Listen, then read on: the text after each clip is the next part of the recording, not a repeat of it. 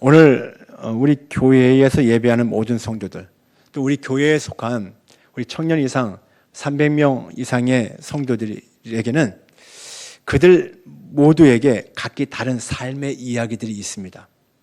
각자가 그들에게 해당되는 삶의 이야기가 있다라는 거예요. 제가 주일날 아침에 오면요, 저를 정말 반기는 아이들이 있습니다. 복도에서 저 현관문을 지켜보고 있다가 목사님이다 하면서 달려와서 안기는 아이들이 있는데, 안기면서 나에게 꼭 이 편지를 전해주는 아이가 있어요. 한결같이 세월이 지나도 변하지 않습니다. 오늘도 이 편지를 저에게 전해줬어요. 어제 쓴 것 같아요. 어제 그림도 그리고 김효민 목사님 하면서 안에 딱 보면요, 김효민 목사님 사랑해요 하면서 편지를 쭉 썼어요. 목사님 아프지 마세요. 그러면 제가 슬퍼져요. 목사님 사랑해요. 내일 예배 때도 말씀 잘 전해주세요. 이렇게 저에게 거의 매주 편지를 전달을 합니다. 마음이 변하지 않는 것 같아요. 이 아이에게도요, 삶의 이야기가 있는 거예요. 사랑에 빠졌어요. 목사님과 사랑에 빠졌어요. 그래서 늘 목사님을 사모하고 있어요. 토요일만 돼도 다음날 목사님 만날 것이 기대가 되어져서 편지를 쓰고 있어요. 이 아이의 유치부 아이에게도 자신의 이야기가 있다라는 거예요. 누군가를 사랑하고 누군가를 사랑하기 때문에 거기에 맞춰서 자신의 삶을 살고 싶은 마음들이 있는 거예요. 우리 모두에게는 각자의 이야기가 있다라는 겁니다. 어떤 사람은 슬픔의 이야기가 있어요. 어떤 사람은 사랑에 빠진 이야기가 있어요. 다양한 삶의 이야기가 있습니다. 저 역시 제 삶의 이야기를 나눈다면 몇 시간, 아니 며칠 동안이라도 기쁨과 슬픔의 이야기, 성공과 실패의 이야기 등 수없이 많은 삶의 경험들을 풀어놓을 수 있을 것 같습니다. 하지만 그 많은 삶의 이야기 중에서 결코 빼놓을 수 없는 이야기가 있습니다. 바로 예수님을 만났고 그분을 통해서 내가 어떻게 변화되었는가 하는 이야기입니다. 그걸 바로 간증이라고 하죠. 간증. 저는 고등학교 때 예수님을 만났고 예수님을 만난 이후에 저의 삶은 놀랍게 변화되어져서 지금 여기서 이렇게 여러분들에게 하나님의 말씀을 전하는 사람이 되었습니다. 지금도 저희 가정은 간증을 만들어가고 있습니다. 하나님이 극한의 상황 가운데서도 여전히 은혜를 부어주셔서 제 아내에게는 두려움이 아니라 평안을 누리게 하셨고요, 절망이 아니라 소망을 갖게 하셨어요. 그래서 지금도 그 상황을 견디면서 살고 있습니다. 저희들에겐 간증이에요. 앞으로는 또 하나님이 더 큰 간증을 만들어 주시기를 기도하고 있습니다. 여러분, 제가 예수님을 만난 간증이 있기 때문에 행복할 수 있고요, 예수님을 만난 간증이 있기 때문에 매일을 은혜로 살아갈 수가 있는 것입니다. 예수님을 만나고 구원받았다라는 확실한 구원 간증이 있기 때문에 오늘도 여러분들 앞에서 예수 그리스도의 복음을 담대하게 전할 수 있습니다. 예수님 만난 간증이 있기 때문에 가능한 거예요. 여러분들은 어떻습니까? 여러분들에게는 어떤 간증이 있습니까? 예수님을 만난 간증이 있습니까? 그렇다면 여러분들을 통해서 이번 가을에 놀라운 일들이 일어나게 될 것입니다. 오늘 본문에는 한 사람의 간증이 소개되고 있습니다. 그는 먼저 자신이 과거에 어떤 사람이었는지를 소개하고 있습니다. 3절 말씀 같이 한번 읽어보겠습니다. 시작. 나는 유대인으로 길리기아 다수에서 났고 이 성에서 자라 가말리엘의 문화에서 우리 조상들의 율법에 엄한 교훈을 받았고 오늘 너희 모든 사람처럼 하나님께 대하여 열심히 있는 자라. 아멘. 나는 이렇게 얘기하는데요, 그가 누구입니까? 사도 바울입니다. 그가 자신을 유대인이라고 소개하고 있는데요, 보통 유대인이 아닙니다. 빌립보서 3장 5절에 의하면은 이스라엘 왕을 배출한 베냐민 지파 출신이고요, 히브리인 중에 히브리인이고요, 그 순수혈통 유대인이라는 것이죠. 그리고 바리새인입니다. 그의 출생이나 학문적 배경 역시 아주 화려합니다. 그 어디서 태어났습니까? 오늘 본문에 보니까 길리기아 다소라는 곳에서 태어났어요. 로마 제국의 중심 도시이고 학문 도시입니다. 대학 도시입니다. 그는 여기에서 헬라 학문을 배웠습니다. 또 그가 자란 곳은 어디입니까? 이 성에서 자랐다고 말씀하고 있어요. 예루살렘 성에서 자랐어요. 그가 성장을 예루살렘에서, 그는 가말리엘 문화에서 율법을 공부했는데요, 가말리엘은 당시에 힐렐 학파라는 이 학파가 있었는데 거기에 존경받는 랍비였습니다. 사울이 가말리엘 밑에서 최고의 율법 교사로 성장하게 됩니다. 그러니까 탁월한 조건, 탁월한 배경을 가지고 있다라는 것이죠. 지금 사울이라는 사람, 이 바울이라는 사람은요, 그런 좋은 조건을 가지고 태어나고 자라고 있는 거예요. 그런데 그런 그가 한 것이 무엇입니까? 4절에 보면요, 내가 이 돌을 박해하여 사람을 죽이기까지 하고, 이렇게 말씀하고 있어요. 그리스도인들을 박해하고 심지어는 사람 죽이는 일까지 했다고 합니다. 디모데전서 1장 13절에도 자신의 간증을 하고 있는데, 거기에는 나는 과거에 비방자요, 박해자요, 폭행자였다고 얘기하고 있습니다. 그가 하나님께 대하여는 열심히 있었어요. 오늘 3절 마지막에도 보니까요, 하나님께 대하여는 열심히 있는 자라, 이렇게 말씀하고 있어요. 하나님께 대하여는 열심히 있다라고 스스로 생각하였지만 그는 참 진리에 눈이 가려져 있었습니다. 하나님의 마음도 몰랐고 하나님의 말씀을 깨닫는 데 있어서도 무지한 자였습니다. 좋은 가문, 탁월한 학문적 능력이 그의 됨됨이를 결정해 주지 못한다는 것이죠. 그걸 보여주고 있어요. 여러분들, 좋은 가문, 좋은 대학이요, 좋은 사람을 만들어주지 못합니다. 요즘 세상의 가치는 배경, 학벌, 또 직업, 이런 거 많이 따지지 않습니까? 하지만 그런 가치를 중시하고 배우고 자란 자녀들은요, 건강한 신앙, 건강한 인격으로 자랄 수 없습니다. 바울이 그런 사람이었어요. 그런데 그런 바울의 인생에 일대 전환이 일어났습니다. 어떻게요? 그에게 하늘이 열린 것입니다. 오늘 보면 6절부터 8절까지 말씀 같이 한번 읽어보겠습니다. 시작. 가는 중 다메섹에 가까이 갔을 때에 오정쯤 되어 호련히 하늘로부터 큰 빛이 나를 둘러 비치매 내가 땅에 엎드러져 들으니 소리 있어 이르되 사울아 사울아 내가 왜 나를 박해하느냐 하시거늘 내가 대답하되 주님 누구시니까 하니 이르시되 나는 내가 박해하는 나사렛 예수라 하시더라. 아멘. 사울이 그리스도인들을 체포하려고 공문을 받아서 다메섹이라는 곳으로 달려가고 있을 때였습니다. 어쨌든 그리스도인들을 잡아서 감옥에 가두고자 하는 마음들이 있었어요. 근데 그때 하늘이 열리더니 큰 빛이 사울을 둘러 비쳤습니다. 그리고 소리가 들려왔습니다. 사울아, 사울아, 내가 왜 나를 박해하느냐? 부활하신 예수님이 나타난 거예요. 이제까지 교만하게 기독교인들을 향한 분노심으로 살던 사울이 부활하신 예수님을 만나는 순간이었습니다. 하늘이 열리고 그렇게 예수님을 만나는 순간 그 빛의 광채로 사울은 눈이 멀었어요.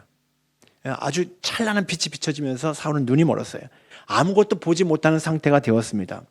11절 말씀 보니까요, 나는 그 빛의 광채로 말미암아 볼 수 없게 되었으므로 나와 함께 있는 사람들의 손에 끌려 다메섹에 들어갔노라.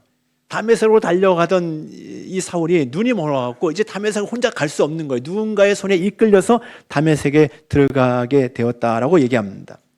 이제까지 세상에서 부족함 없이 살던 자였습니다. 열심을 다해서 하나님을 섬긴다고 하면서도 자기 잘난 줄 알고 살던 자였습니다.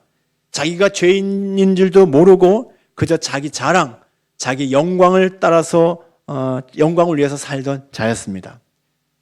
그런데 그런 사울을 우리 주님이 찾아가셔서 만나주시고 철저하게 꼬꾸라뜨리셨습니다.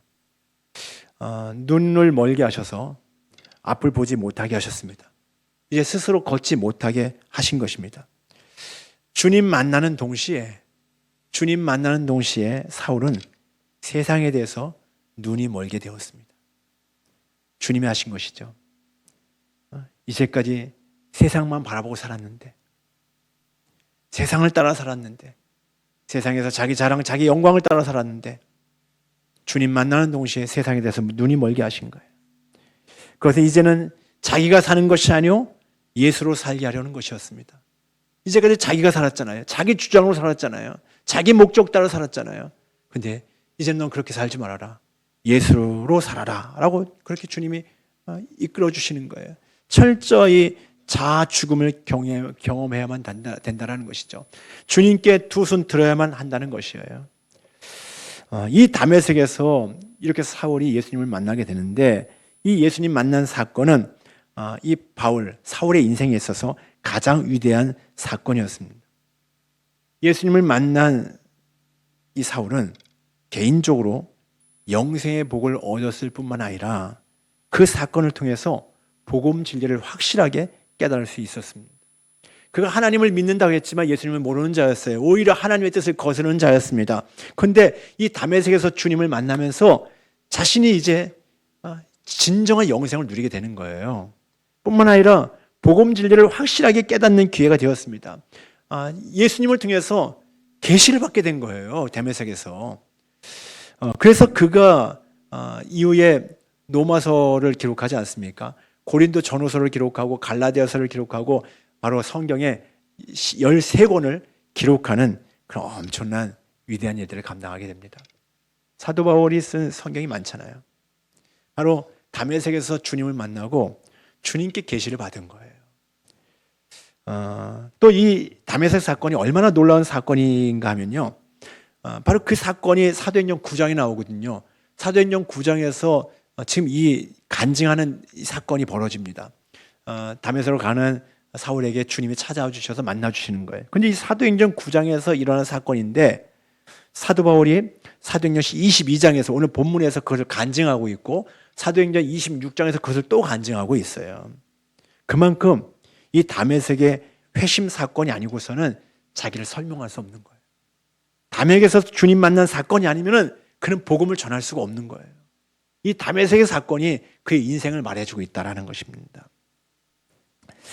참고로 제가 지금 설교를 하면서 바울이라고 얘기했다가 사울이라고 얘기했다가 우리는 또 바울이라고 잘 알고 있었는데 지금 하늘이 열리면서 사울아 사울아 내가 왜 나를 박해하느냐 이렇게 말씀하고 있어요.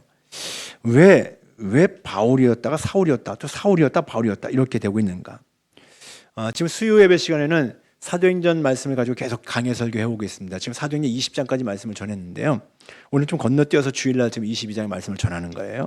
그때 제가 설명을 드린 적이 있었습니다. 많은 사람들은 예수 믿기 전에는 사울이고 예수 믿은 이후에 바울로 바뀌었다라고 생각하는 분들이 있어요. 아니 그렇지 않습니다. 원래 두 개의 이름이었어요. 원래 사울의 이름이 있었고요. 바울의 이름이 있었습니다. 사울은 유대식 이름이고요. 바울은 로마식 이름이었습니다. 그가 태어난 곳이 어디라고요? 유대 본토가 아니었어요. 길리기아 다소에서 태어났다고는 이 3절에서 말씀하고 있잖아요.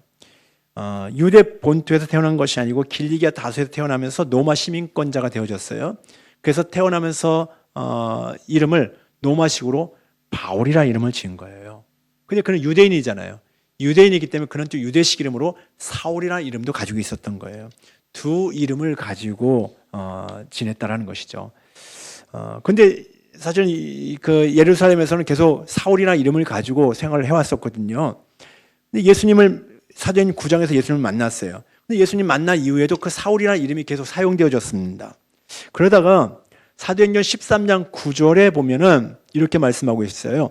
바울이라고 하는 사울이 그렇게 말씀하고 있으면서 그때부터 본격적으로 바울이라는 이름이 사용되고 있습니다. 그때가 언제인가 하면요. 1차 전도 여행 때였어요. 1차 전도 여행. 근데 감이 잡히시죠? 왜 이름이 그때부터 사울이라는 이름을 쓰지 않고 계속 바울이라는 이름을 썼을까? 이방 나라로 계속 전도하러 다녔거든요. 로마 제국의 통치 아래에 있는 이방 나라들을 다니면서 복음을 전하게 되는데 그때는 유대식 이름보다도 로마식 이름이 훨씬 도움이 되는 것이죠.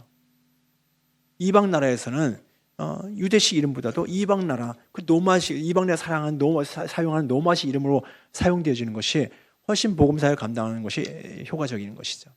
그래서 그는 사울이라는 이름과 바울이라는 이름 두 개를 사용하고 있는 거예요. 바울의 간증을 계속 듣겠습니다. 다메섹 도상에서 예수님을 만났어요. 예수님이 사울아 사울아 내가 왜 나를 박해하느냐? 주님 누구십니까? 나는 내가 박해하는 나사렛 예수라. 주님 말씀하시고 만나 주셨어요. 근데 이렇게 예수님을 만난 이후에 이 바울이 가장 먼저 예수님에게 묻고 있는 것이 무엇입니까? 10절에 보니까요.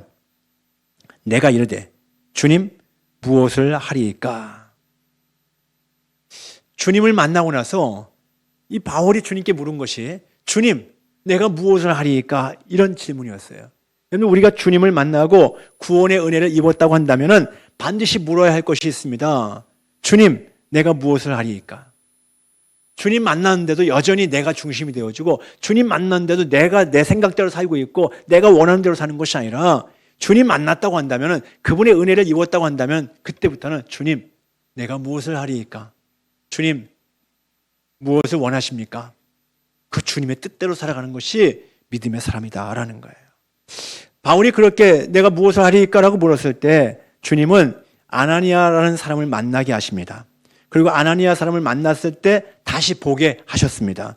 그리고 그 아나니아를 통해서 사명을 주십니다. 어떤 사명을 주십니까? 15절 말씀 같이 한번 읽어보겠습니다. 15절 시작.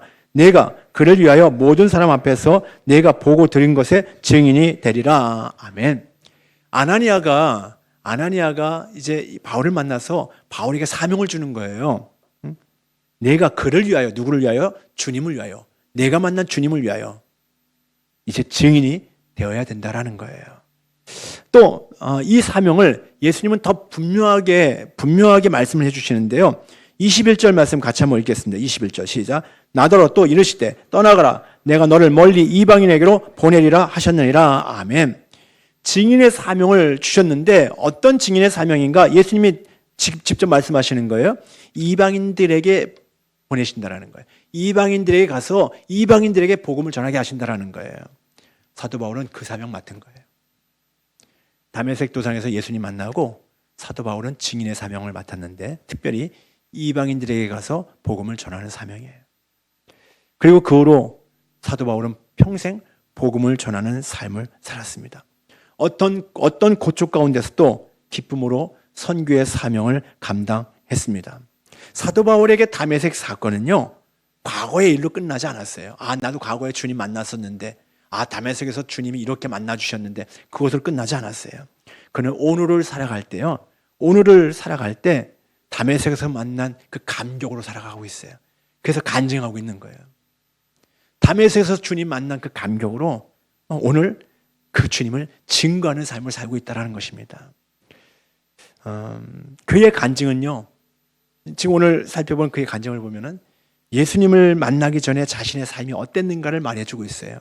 그리고 예수님을 어떻게 만나게 되었는가, 그렇게 예수님을 만난 이후에는 자신의 삶에 어떤 변화가 있었는가를 명확하게 보여주고 있습니다. 이것이 사도 바울의 간증이었어요. 여러분들은 어떤 간증이 있습니까? 여기 앉아있는 여러분들은 어떤 간증이 있습니까? 제 노트북 컴퓨터 안에는요, 거의 1000여 개의 간증이 담겨져 있습니다. 아니, 목사님, 어떤 사람들의 간증을 그렇게 많이 담아놨을까? 어떤 사람들의 간증이냐고요? 여러분들의 간증이고요, 우리 교회 성도들의 간증입니다. 거의 어제 제가 대충 이렇게 따져봤어요. 한 1000여 개 정도 되더라고요, 간증이. 왜 이렇게 간증이 많을까요? 우리 교회 양육훈련을 하면서 다 마지막에 간증 쓰잖아요. 새가족반, 또 성장반, 제자반, 또 예전에 사역반, 어성여의거진의 마더아이즈 끝나게 되면 간증을 많이 작성하거든요. 그 중에서 몇 분이 와서 간증하는 거거든요.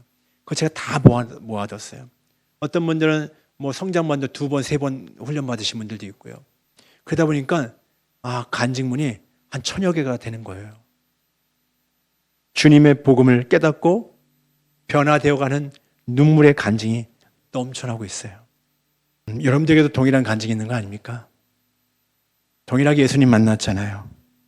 예수 그리스도의 복음이 믿어지고 예수님을 나의 주님으로 모셔드리지 않았습니까? 그렇다면 우리에게도 동일한 간증이 있는 겁니다. 확실한 구원의 간증이 저 여러분들에게도 있는 것입니다. 그 간증을 나누시길 바랍니다. 내 안에 주님이 찾아와 주셔서 나를 구원해 주시고 나를 변화시켜 주시는 그 엄청난 사건을 경험했는데, 여러분들 이거 묻어두지 마시고요, 이 간증을 나누십시오. 여러분들이 누군가를 찾아가서 나 봐봐, 나는 과거에 이렇게 불행했던 사람이야. 나는 어렸을 때 정말 나는 행복을 알지 못했던 사람이야. 그런데 그런 내가 지금 너무 행복하거든. 예수님 만나니까 나의 삶이 이렇게 변화됐잖아. 자신의 삶을 보여주는 거예요.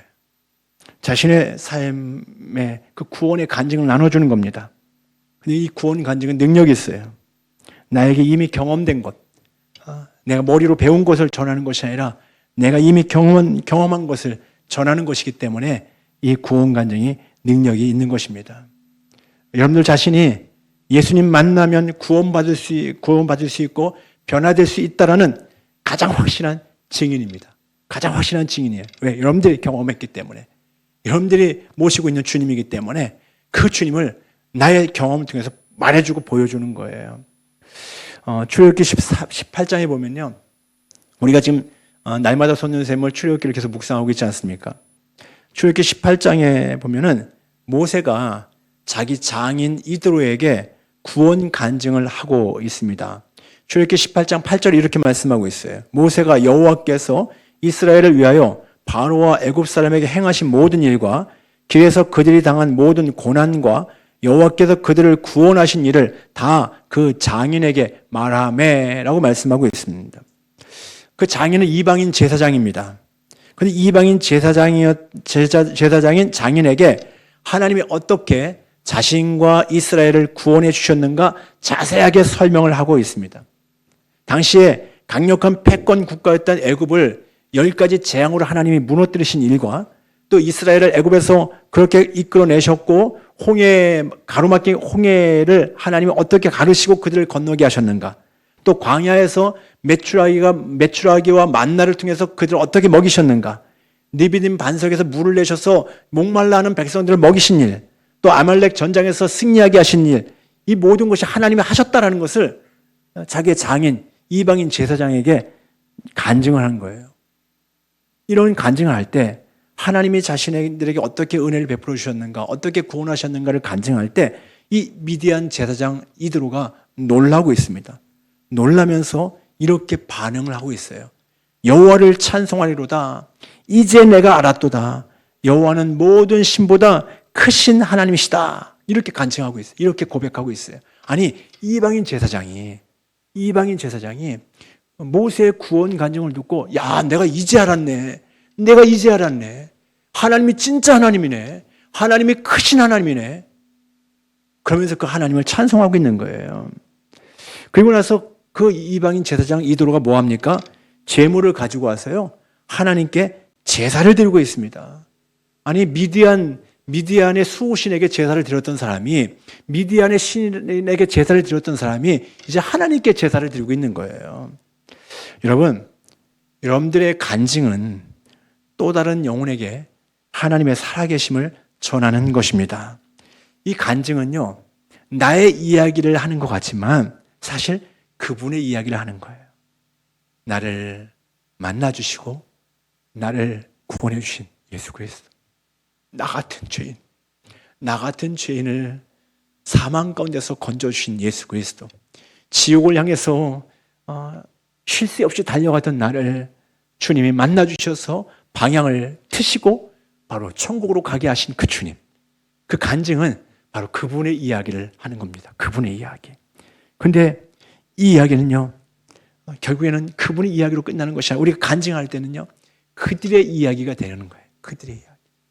나의 이야기로 시작했는데 나의 간증에서 바로 주님이 드러났어요. 예수님이 그렇게 하셨다라는 거예요. 그것을 간증할 때 어느 순간 그 간증을 듣고 있는 그 사람이 자기 이야기로 삼는 거예요. 여러분, 우리의 태신자들이 273명이에요. 273명이 몇 개월 후에, 아니면은 1년 후에, 수년 후에 이런 간증을 하게 될 것입니다. 1년 전만 해도, 몇 년 전만 해도 전혀 주님을 알지 못한 사람들이 있었어요. 전혀 이런 간증은 나와 상관이 없다고 생각하는 분들이 있어요, 여기 안에. 그런데 지금 그런 분들이 동일한 간증을 하는 거예요. 우리 서은성 집사님이 간증했던 것처럼 동일하게 예수님 만나서 내가 행복해졌습니다. 예수님이 나의 구원자이십니다. 나 같은 죄인을 그분이 십자가에서 죄사해 주셨고 그분의 부활을 통해서 내가 완전히 살아나게 되었습니다. 이 간증을 1년 전에 못했던 분이 지금은 하고 있다는 말이죠. 그렇다면 지금 여러분들 태신자들도 동일한 간증을 하게 될 것을 기대하시기 바랍니다. 이번 가을에 그런 역사를 함께 보기를 원합니다. 여러분들 2주 남았습니다. 만나십시오. 만나서 간증하십시오. 여러분들 예전에 어떤 분이었는가? 이전에 나는 이런 사람이었습니다. 그런 날을 주님이 찾아와 만나주셨습니다. 주님을 만나고 나는 이렇게 변화되었습니다. 당신도 예수님을 만나면, 당신도 예수님 만나면 이렇게 변화될 수 있습니다. 당신도 예수님 만나면 당신도 행복해질 수 있습니다. 라고 그렇게 전하시길 바랍니다. 여러분들 중에서 생명이 살아나는 역사가 일어나게 될 것입니다. 기도하겠습니다.